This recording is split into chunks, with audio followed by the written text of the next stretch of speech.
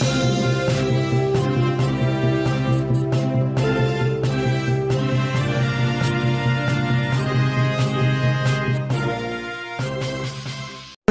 आज हम लेकर आए हैं उत्तराखंड की बड़ी खबरें।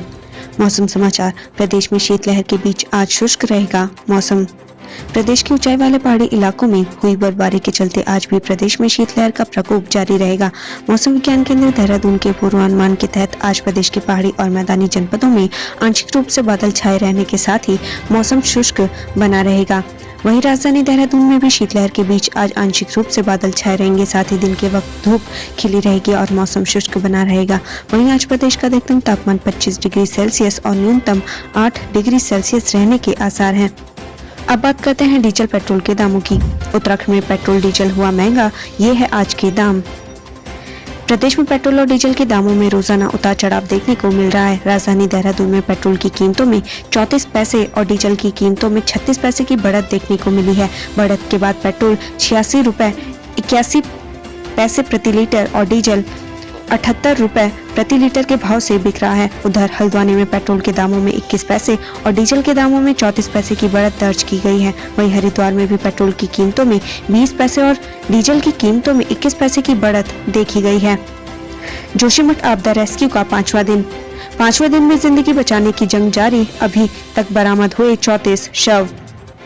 जोशीमठ आपदा को हुए आज 5वां दिन है। इस जल प्रलय के रेस्क्यू ऑपरेशन में 600 से अधिक सेना, आईटीबीपी, एनडीआरएफ, एसडीआरएफ के जवान बचाव कार्य में जुटे हुए हैं। ये जवान बाढ़ से प्रभावित और संपर्क से बाहर हुए गांवों में खाना, दवाइयां और अन्य जरूरी चीजें भी पहुंचा रहे हैं। राज्य के सीएम त्रिवेंद्र सिंह रावत ने राहत बचाव दल को ट्वीट कर धन्यवाद कहा है। इस आपदा में अभी तक 34 शव बरामद हो चुके हैं, जबकि 29 शवों को शिनाख्त हो चुकी है। वहीं 171 लोग अभी भी लापता बताए जा रहे हैं। खौफ में रैणी गांव। चिपको आंदोलन की नायिका गौरा देवी के गांव ने देखा तबाही का मंजर, डर के साए में ग्रामीण। 7 फरवरी को जोशीमठ के रैणी गांव में आई आपदा की तस्वीरों को देख देश दुनिया के लोग दहल उठे। कभी इस रैणी गांव की पहचान चिपको आंदोलन से हुआ करता था, लेकिन आज आपदा की वजह से गांव के लोग भयभीत हैं और सरकार से खुद को विस्थापित करने की मांग कर रहे हैं। बुधवार को मिले 35 नए मरीज, 24 घंटे में एक मरीज की मौत। 2001 के साथ ही कोरोना की रफ्तार पर ब्रेक लगना शुरू हो गया है। उत्तराखंड में जहां पहले कोरोना संक्रमितों का आंकड़ा 500 के पार जा रहा था, अब ये आंकड़ा 100 के आसपास ही रह रहा है। बुधवार को उत्तराखंड में कोरोना के 35 नए मामले सामने आए हैं। वहीं 24 घंटे में एक मरीज की मौत हुई है। वहीं बुधवार को 110 मरीज ठीक हुए हैं। एमपीजी कॉलेज की समस्याओं को लेकर मसूरी विधायक से मिले एबीवीपी कार्यकर्ता। मसूरी में एमपीजी कॉलेज की समस्याओं को लेकर अखिल भारतीय विद्यार्थी परिषद के प्रतिनिधि मंडल ने मसूरी विधायक गणेश जोशी से मुलाकात की। इस दौरान प्रतिनिधि मंडल ने कॉलेज के छात्र छात्राओं की समस्याओं से विधायक को अवगत कराया। चमोली आपदा 197 लापता लोगों में 34 के शव मिले, हो रही डीएनए सैंपलिंग। चमोली आपदा में मारे गए लोगों की शिनाख्त हो सके, इसके लिए उत्तराखंड पुलिस मुख्यालय देहरादून की तरफ से एक व्हाट्सएप ग्रुप बनाया गया है, जहां पर शवों की फोटो डाली जा रही है ताकि लोग शवों की शिनाख्त कर सके। चमोली आपदा में हुए 197 लोगों में से 34 शव बरामद हो चुके हैं, जिनमें से 10 शवों की शिनाख्त हो चुकी है। 24 शवों की अभी तक कोई पहचान नहीं हो पाई है। रेलवे के अतिक्रमण के खिलाफ लोगों का फूटा गुस्सा, किया प्रदर्शन। रेलवे के अतिक्रमण के खिलाफ लोगों को बुधवार का गुस्सा फूट पड़ा। लोगों ने रेलवे के खिलाफ सिंगल मंडी में एकत्रित होकर प्रदर्शन किया और जमकर नारेबाजी की। उनका कहना है कि रेलवे अपनी जमीन से अलग हटकर निर्माण कार्य करवा रहा है, जिससे स्थानीय निवासियों में रोष है। चाय पकौड़े के ठेले में लगी आग, हजारों का नुकसान। काशीपुर में एक चाय पकौड़े के ठेले में आग लग गई। आग लगने की वजह से ठेले संचालक को हजारों का नुकसान हुआ है। दरअसल रूप किशोर सैनी पिछले 10 वर्षों से जसपुर खुर्द में अपनी सानी रिजॉर्ट के पास चाय पकौड़े का ठेला लगाकर अपने परिवार का गुजर बसर कर रहा था। गुलदार खाल के साथ एक गिरफ्तार, एसटीएफ और वन विभाग की कार्रवाई। सीमांत क्षेत्र खटीमा वन रेंज के जंगल से सटे नौसार गांव में एक गुलदार ने नीलगाय को अपना निवाला बना लिया। वहीं एसटीएफ और वन विभाग की संयुक्त टीम ने भारत नेपाल सीमा पर गुलदार की खाल के साथ वन्यजीव को गिरफ्तार किया है। सीएमओ ऑफिस में आपस में भिड़े चिकित्सक और कर्मचारी, जांच के आदेश।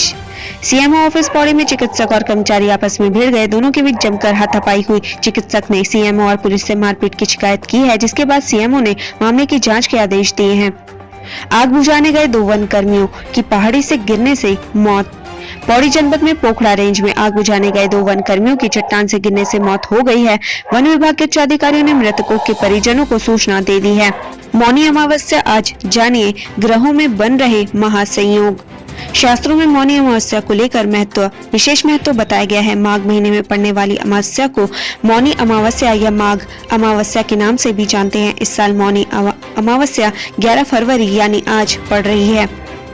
कोरोना टीकाकरण, डीजीपी ने 2 दिन बाद लगवाया टीका, कहा चमोली हादसे की वजह से हुई देरी। उत्तराखंड के डीजीपी अशोक कुमार ने तय समय से 2 दिन बाद कोरोना का टीका पुलिस लाइन जाकर लगवाया है। उन्होंने बताया कि चमोली हादसे में व्यस्तता के कारण वो 8 फरवरी को टीका नहीं लगवा पाए। देहरादून, शख्स ने कमरे में फांसी लगाकर की आत्महत्या। पुलिस को मृतक के पास कोई सुसाइड नोट नहीं मिला है, इसलिए पुलिस अभी मामले की जाँच कर रही है। रेस्क्यू ऑपरेशन से जुड़ी पल पल की जानकारी ले रहे सीएम। तपोवन सुरंग में फंसे लोगों को निकालने के लिए जहां पिछले 4 दिनों से दिन रात रेस्क्यू ऑपरेशन जारी है, वहीं मुख्यमंत्री त्रिवेंद्र सिंह रावत खुद मौजूदा हालात पर नजर बनाए हुए हैं। मुख्यमंत्री खुद रेस्क्यू ऑपरेशन की मॉनिटरिंग कर रहे हैं। इसके साथ ही मुख्यमंत्री ने मृतकों के परिजनों को अविलंब राहत राशि देने के निर्देश दिए हैं। पुरोला, सीएम ने 28 करोड़ की योजनाओं का किया लोकार्पण। सीमांत विकास खंड मोरी में 28 करोड़ 92 लाख रुपए की योजनाओं का मुख्यमंत्री त्रिवेंद्र सिंह रावत ने लोकार्पण किया। बागेश्वर, समाज की बंदिशों को तोड़ वन स्पॉट सेंटर ने करवाया पुनर्विवाह।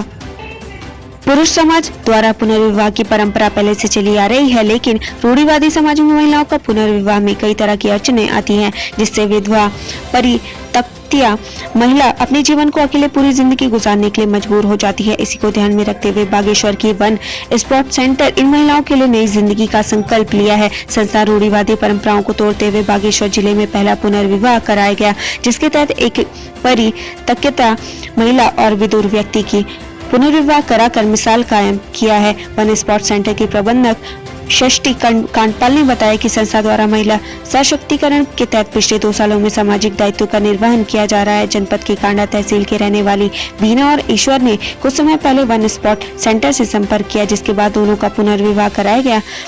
बीना एक निजी स्कूल में टीचर है, जबकि ईश्वर हिमाचल में नौकरी करते हैं। संस्था द्वारा बातचीत व सारी चीजें पता करने के बाद दोनों का हिंदू रीति रिवाज से राधा कृष्ण मंदिर में विवाह कराया गया। उत्तराखंड में पर्यटन गतिविधियों के लिए संजीवनी बनी बर्फबारी। उत्तराखंड में ठंड का मौसम शुरू होते ही उच्च हिमालयी क्षेत्रों पर बर्फबारी का सिलसिला शुरू हो जाता है, जिसका नजारा न सिर्फ बेहद खूबसूरत होता है, बल्कि अन्य राज्यों में रहने वाले लोगों को भी अपनी ओर आकर्षित करता है। यही वजह है कि पिछले 2-3 दिनों में लगातार हुई बर्फबारी के दौरान उत्तराखंड की तमाम जगहों मसूरी, चक्राता, नैनीताल, उत्तरकाशी, मुनस्यारी, औली समेत अन्य पर्वतीय क्षेत्रों में भारी संख्या में पर्यटकों ने रुख किया है।